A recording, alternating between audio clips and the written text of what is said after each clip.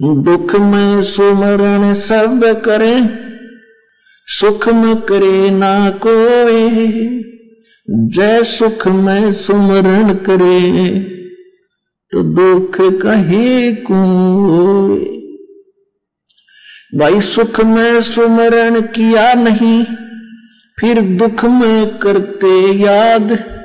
कहे कबीरता दास की, अब कौन सुने फरियाद। अब देखो पुण्यात्मा परमात्मा हर तरह से समझाने की कोशिश किया करते थे कि दुख में सभी भगवान को याद करते हैं और सुख में भूल जाते हैं। और फिर संकेत करते हैं यदि आप सुख में ही भगवान की भक्ति कर रहे होगे तो दुख होगा ही नहीं।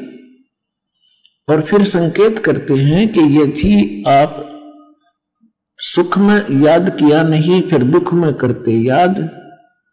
फिर कहे कबीरता दास की, फिर कौन सुने फरियाद।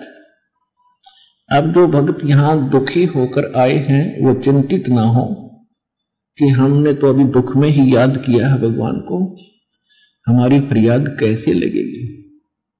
ये उनके लिए है जो परमात्मा ठीक ढंग से जिनको मिला नहीं, संत मिला नहीं, और फिर किसी अन्य साधना में और उन भगवानों के आगे जाके आप पुकार करते हो, क्योंकि वो ना आपको हानि कर सकते थे ना लाभ दे सकते।